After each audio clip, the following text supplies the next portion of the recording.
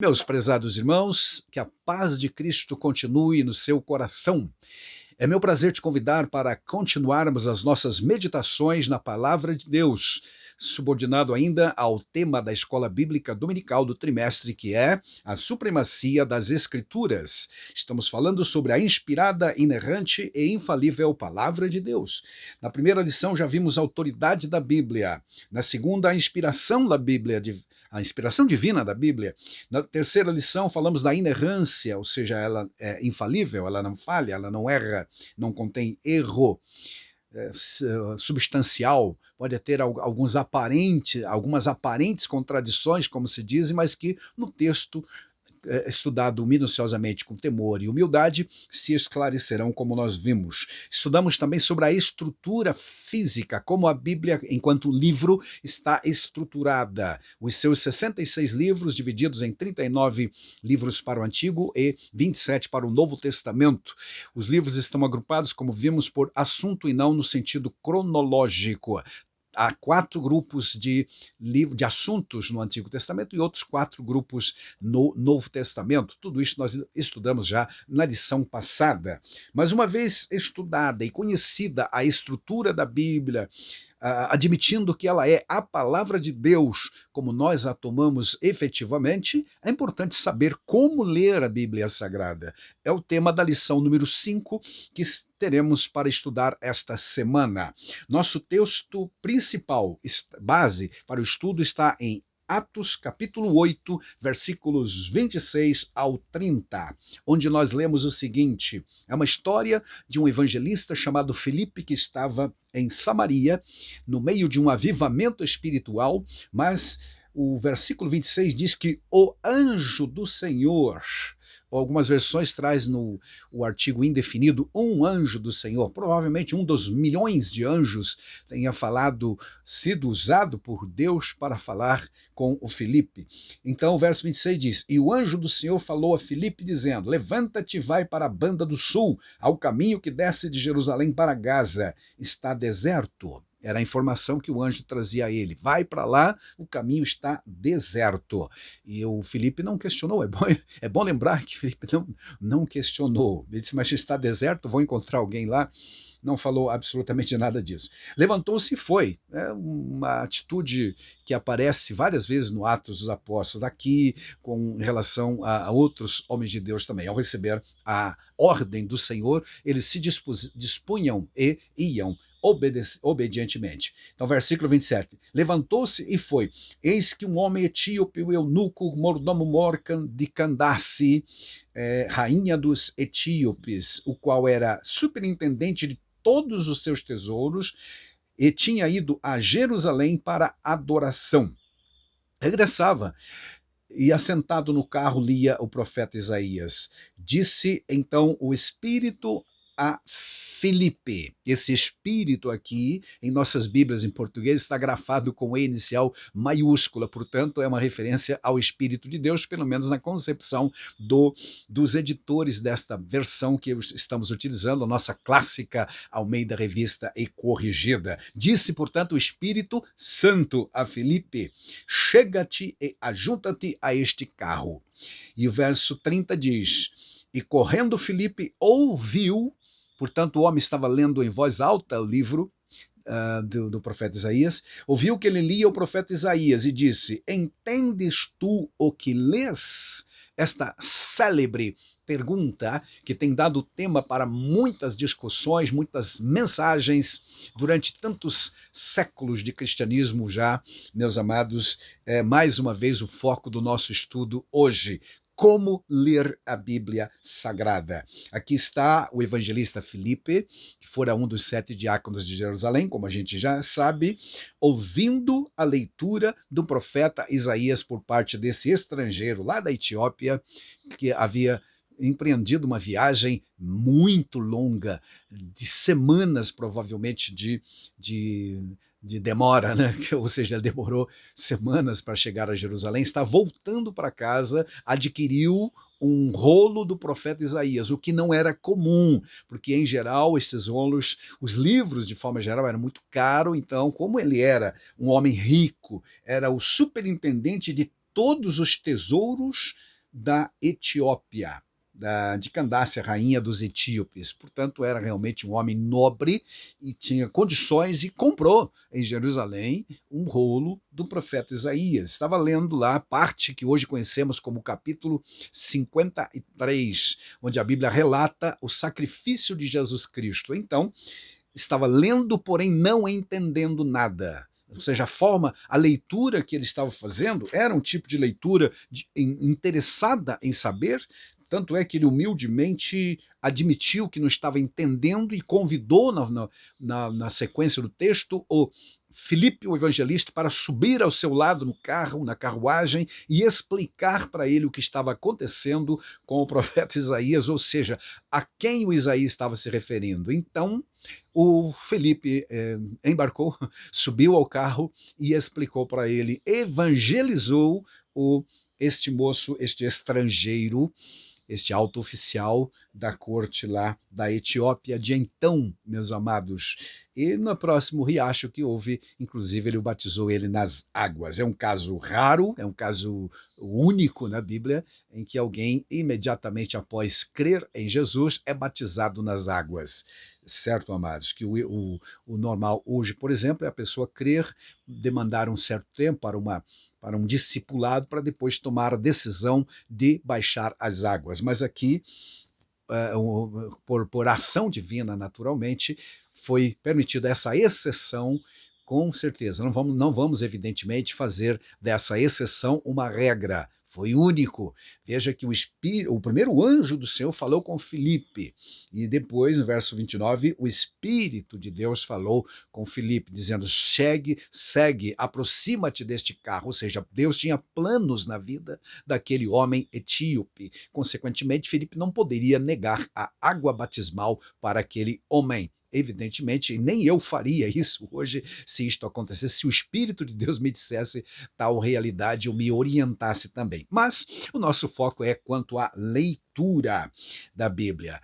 Mas quando falamos de leitura, na verdade, estamos indiretamente falando de interpretações. Quando você lê o livro de qualquer autor, desde que ele não esteja presente para te explicar o que ele quis dizer com frases ou palavras ou expressões ou o quê, ou o conteúdo do livro, evidentemente que você estará fazendo a sua interpretação daquele trecho, daquele texto que você está lendo. A Bíblia Sagrada não é diferente. Temos algumas particularidades, evidentemente, ao lermos a Bíblia Sagrada, por conta de que estamos tratando de um livro antigo, que o seu último livro foi escrito no ano 96, portanto, há milênios, pelo menos 2 milênios ou quase isso, amados. Portanto, linguagem diferente, cultura diferente, onde ele foi composto, e é preciso interpretar. Ao ler o texto sagrado, estou fazendo essa interpretação. A Bíblia Sagrada realmente precisa ser interpretada.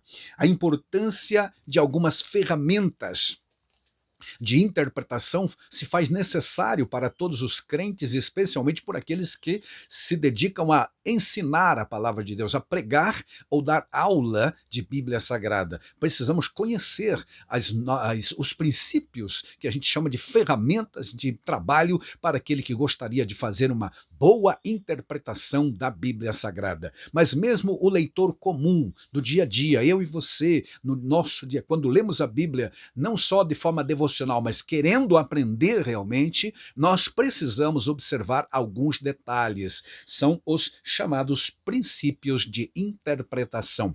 A nível de seminários teológicos, de faculdades teológicas, nós vamos encontrar matérias que nos auxiliam, como a hermenêutica, que é a arte e a ciência da interpretação de textos antigos, aplicado à Bíblia, a gente chama de hermenêutica sagrada, e também existe a ferramenta, a disciplina chamada exegese, que tem basicamente a mesma função. A diferença está no fato de que a exegese trabalha com os textos originais, com o sentido original, o que o autor queria dizer lá então, quando escreveu para os seus primeiros leitores na língua original. A exegese busca se aprofundar nesta realidade. Para fazer uma boa exegese, então, é preciso conhecer os escritos, melhor, os idiomas originais da Bíblia, que no caso foram predominantemente o hebraico e o grego. Aqui há, meus amados, somente a título de informação, uma pequena definição que eu gostaria de ler para você sobre o que é exegese. O termo exegese vem do grego ex, que é o prefixo, traduzido como fora ou para fora, parecido com o nosso ex mesmo na língua portuguesa, para fora.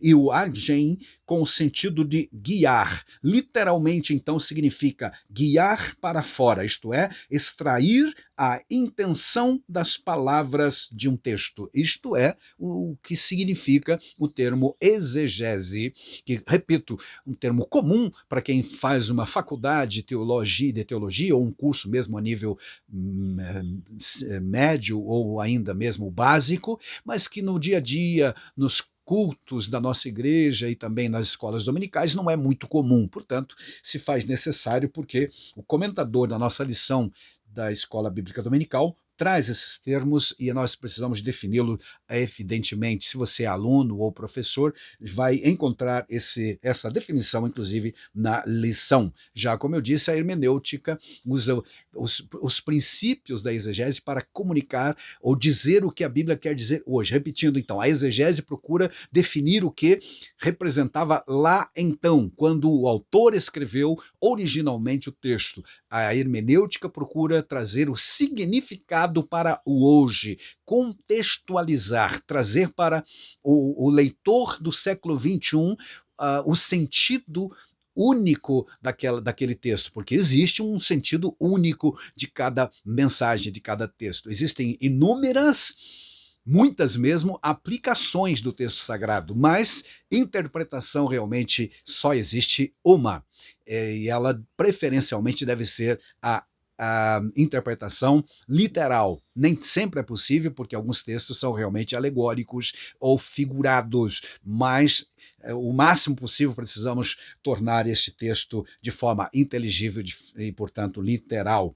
Existem, portanto, as limitações nossas, humanas, próprias de nós leitores que estamos a tantos e tantos milênios longe dos escritores sagrados, longe culturalmente, longe geograficamente, numa cultura inteiramente diferente, e os termos, as palavras, ou seja ainda, quando eu leio a Bíblia em português, significa que esse texto já passou pela tradução do hebraico, por exemplo, para o Antigo Testamento, do hebraico para o grego, do grego para o latim e do latim para o português, ou às vezes direto do hebraico para o português. De qualquer forma, temos muita distância e as dificuldades abismais para se interpretar realmente os textos sagrados. Temos sim limitações enquanto leitores da Bíblia, e daí precisamos sim do auxílio, além das técnicas, do auxílio do Espírito Santo. Como pentecostais que somos, nós sempre acreditamos que o Espírito de Deus está presente quando lemos a Bíblia. Tanto é verdade que nós precisamos orar antes de ler a Bíblia e também depois de lermos a palavra de Deus, para que o Espírito possa iluminar os textos que nós estamos consultando. Afinal, foi ele que inspirou tais textos para nosso benefício. Amém. Bom, no aspecto de limitações dos leitores, meus amados, é preciso reconhecer que toda vez que lemos a Bíblia, estamos de alguma forma interpretando a Bíblia, como eu disse. Não só a Bíblia, mas outros textos também. Há um clássico texto, versículo em Daniel capítulo 9, e versículo 2, onde o Daniel, que já não era mais um jovem, mas um ancião, já haviam se passado já 70 anos de cativeiro, praticamente, e o Daniel diz lá no capítulo 9, verso 2, que ele entendeu pelos livros. Que livros de que? De que livros ele está falando? Evidente que os livros dos profetas seus anteriores. Ele entendeu lendo os livros, portanto, ele interpretou que as profecias de Jeremias capítulo 25, capítulo 29, que já estava circulando lá pela Babilônia também, ele entendeu que o cativeiro duraria 70 anos. Observe, Daniel é um profeta de Deus e precisou ele mesmo examinar os livros, e certamente em oração o Espírito de Deus iluminou a sua mente para entender que aquele momento da sua vida era realmente um marco histórico, porque o cativeiro estava chegando ao fim, pelo menos em termos de cronologia. Deus havia profetizado dado a profecia através do profeta Jeremias e outros profetas, mas principalmente o Jeremias, de que o cativeiro demoraria 70 anos. Mas tem outros agravantes, evidentemente, quanto às limitações dos leitores humanos. Todos nós somos humanos, não é verdade? O problema dessa constatação reside nas ideias que trazemos conosco, os chamados mapas mentais. Afinal, somos limitados, somos pecadores, temos uma natureza pecaminosa, apesar de salvos, ainda assim temos, como diz Paulo em Efésios 4:22, sobre as pessoas, os crentes e aqueles que aceitaram a Cristo, ainda temos o velho homem que deve ser subjugado e não deve ter espaço muito grande, né? Mas está aí presente. Então nós ainda temos essa complicação que nos limita também na compreensão. Temos uma mente finita, não entendemos tudo, não compreendemos tudo, portanto, precisamos do auxílio do Espírito Santo. Essas são algumas complicações. O próprio Pedro vai dizer que existem, ele admite, que existem alguns textos na Bíblia que são de difícil compreensão. Está lá em 2 Pedro, capítulo 3, versículo 16. Ele está se referindo aos escritos, alguns dos escritos de Paulo. Ele não nos diz quais, mas nós podemos imaginar alguns, por exemplo, das cartas aos Romanos, que é uma carta muito profunda no sentido espiritual, onde ele trata de leis e faz uma conexão com o Antigo Testamento, a justificação pela graça e assim sucessivamente, Deus sendo justo e justificando o pecador, e aí vai, né? Então Pedro diz, há espaço, ou há trechos da Escritura que uma leitura simples e superficial não é suficiente. É preciso mais que isso, algo mais aprofundado. Aleluia. Precisamos usar métodos também sadios, como eu disse, da hermenêutica, da exegese, se for preciso, para entender as Escrituras. O mesmo Paulo, em Romanos capítulo 12:2, não dispensa, por exemplo, o racional na questão do culto e da adoração. Imagine a hora de lermos a Bíblia Sagrada, estudar e fazer trazer um entendimento completo da palavra de Deus. É tão importante entender corretamente a Bíblia Sagrada que numa das parábolas que Jesus contou em Mateus 13, ele disse que o semeador saiu a semear e uma vez que semeou, parte da semente caiu à beira do caminho e a semente ficou sobre o solo que estava compactado, que é o comum à beira do caminho. A semente não germinou, vieram os pássaros e comeram a semente. Explicando essa parábola para os discípulos em particular, ele disse, da beira do caminho, esta semente que caiu à beira do caminho é como aquele ouvinte ou aquele coração em cuja semente caiu e ele não entendeu, ficou na superfície, veio o pássaro e roubou a semente, subtraiu a semente antes que ela germinasse. Portanto, é importantíssimo entender, fazer uma leitura compreensiva na busca do entendimento da palavra. É o que este eunuco queria realmente, ele estava fazendo uma leitura interessado em saber o que realmente o texto de Isaías 53 queria dizer. Isso é um exemplo para todos nós. E repito, ele foi humilde ao chamar o Filipe e assumir que ele não estava entendendo sozinho, precisava de ajuda externa. Você e eu também precisamos ser humildes para buscar auxílio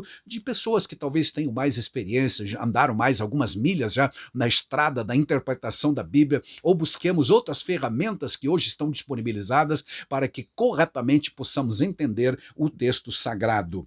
A natureza das Escrituras, meus amados, as particularidades das Escrituras fazem com que essa necessidade da interpretação se torne patente realmente, amados. Afinal, foi um livro escrito durante um período de 1.600 anos. 15 séculos e mais um pouquinho, tá? Por 40 homens ou pessoas diferentes aproximadamente, vivendo nas culturas mais diversas, 3 continentes, certo, amados? E com as condições sociais que viveram, as mais diversas também. Evidente que havia uma mente só guiando todos eles, que era a mente do Espírito de Deus. Por consequência, meus prezados, realmente o texto sagrado tem as suas particularidades. Encontramos na Bíblia narrativas, encontramos profecias, poesias, narrativas históricas, e assim, linguagem figurada como parábolas, sinédoque, linguagens variadas, tá? Símbolos e aí por diante, tá? Linguagem simbólica. É preciso, sim, interpretar corretamente, de preferência de uma forma gramatical e histórica também. Aleluia. Bom, alguns pressupostos, meus amados, são dados para quem é pentecostal como todos nós, para que a gente possa ler a Bíblia. Ou seja, quando dizemos pressupostos pentecostais, queremos dizer a ótica pentecostal. Quando um crente efetivamente do movimento clássico, tradicional, pentecostal, abre a sua Bíblia para ler. Ele traz consigo algumas ideias, uma visão pentecostal ao olhar para a Bíblia Sagrada, certo? Isso é preciso deixar muito claro. Primeira delas, o pentecostal admite que a Bíblia Sagrada é a autoridade máxima, está acima das experiências e da tradição da igreja, de qualquer tradição e qualquer tipo de experiência, por mais marcante, impactante, gloriosa, maravilhosa, celestial ou infernal, porque tem gente que diz que foi até no inferno nas suas visões e arrebatamentos por aí afora. Nada disso, se não tiver apoio da Bíblia Sagrada ou a chancela do texto sagrado, terá valor algum para a interpretação da Bíblia. Para nós pentecostais clássicos, o que vale mesmo, como pedra maior de toque, né? Como autoridade máxima em interpretação, como instância superior de consulta para entendermos a interpretação, é realmente a autoridade da Bíblia Sagrada. Outra coisa interessante, nós acreditamos que o Espírito Santo, que está presente na vida de todos os salvos em Cristo, vai nos iluminar. A iluminação do Espírito Santo é outra premissa pentecostal ao lermos e interpretarmos a Bíblia Sagrada. A doutrina da iluminação. Paulo ora, por exemplo, pelos Efésios, para que o Espírito de Deus traga essa iluminação, revele a eles, traga a iluminação do sentido da verdade, das coisas que Deus tem, das bênçãos que Deus tem para todos nós, e nós podemos entender também que Paulo está orando para que aqueles crentes tenham a capacidade de interpretar corretamente não só as bênçãos de Deus, mas o que Deus quer e requer de todos os seus filhos enquanto crentes salvos por Jesus. Aleluia. 1 João 5,20 também pode ser aqui mencionado, porque lá o apóstolo João diz que Deus nos deu entendimento. Então, é o Espírito Santo que nos dá o entendimento das Escrituras. Afinal, foi ele que inspirou. Inspiração e iluminação são duas coisas diferentes. Inspirado foram os autores originais. Iluminados são aqueles que hoje leem a Bíblia de forma submissa ao Espírito Santo e pedem que Deus os ilumine aquele texto, ilumine também a nossa compreensão, para que possamos assimilar corretamente a verdadeira interpretação daquele texto em particular. Evidente, amados, que nós como pentecostais valorizamos as experiências pessoais, mas ela tem o seu lugar e não está acima da verdadeira interpretação. O valor, então, que tem a experiência. O texto sagrado é útil para o ensino, repreensão, correção e instrução na justiça, diz Paulo em 2 Timóteo, capítulo 3, e verso 16. Ressalte-se, porém, amados, que nem a experiência e nem a tradição da igreja podem estar acima da autoridade bíblica. Somente as Escrituras é que pode realmente autenticar, chancelar, confirmar, selar e até mesmo corrigir, se necessário for, as nossas experiências, como diz o apóstolo Paulo também a Timóteo, orientando ele: pregue a palavra, insta, repreenda, corrija, etc. Então, até mesmo as nossas experiências precisam passar pelo crivo da palavra de Deus corretamente interpretada. A experiência pessoal de cada um de nós é muito importante, mas eu não posso fazer da minha experiência doutrina para os demais. Está claro isso, amados? Que Deus em Cristo nos ajude, então.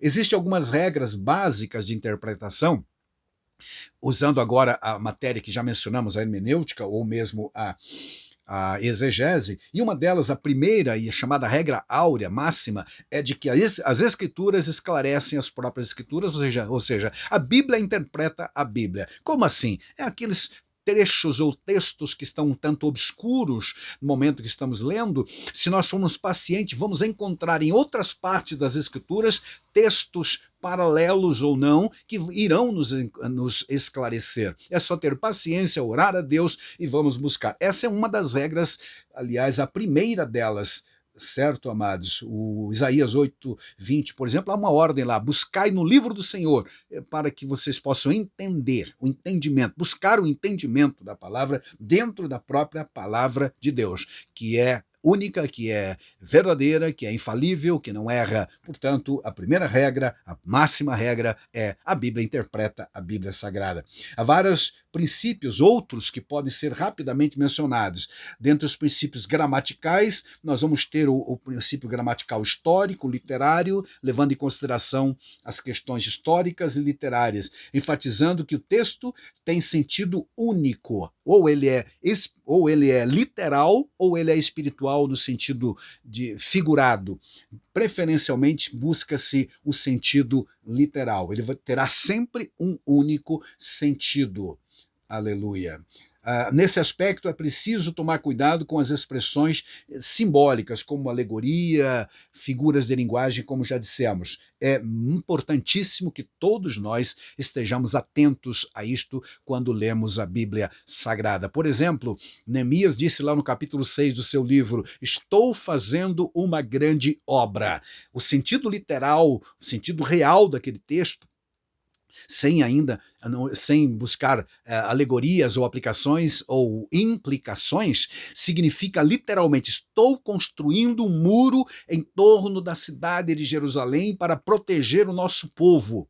É uma grande obra física e materialmente. Era disso que ele estava falando. Mas é evidente que nós podemos tomar esse texto e fazer aplicações espirituais e até moral, no sentido de que, ao fazer uma obra para Deus, estamos protegendo a cidade, a nossa família, a nossa vida, etc. E quando há os apelos e os chamados para o pecado, para o mundo, ou mesmo do diabo, nós podemos corajosamente, como o Neemias, dizer: estou fazendo uma grande obra, não posso parar, não posso descer de nível, não posso abandonar a obra, porque ela realmente estagnaria, pararia, e eu não vou fazer isso. Repetindo, há um sentido só para a expressão de Neemias lá: estou fazendo uma grande obra, estou construindo uma grande muralha. Ele era o líder, lembre-se, ele era o governador da nação de Israel em reconstrução civil. Ele está liderando esta obra, e que é grande, grande no sentido de amplitude, literalmente, não no sentido moral e espiritual. Isso é só a aplicação depois, entendeu?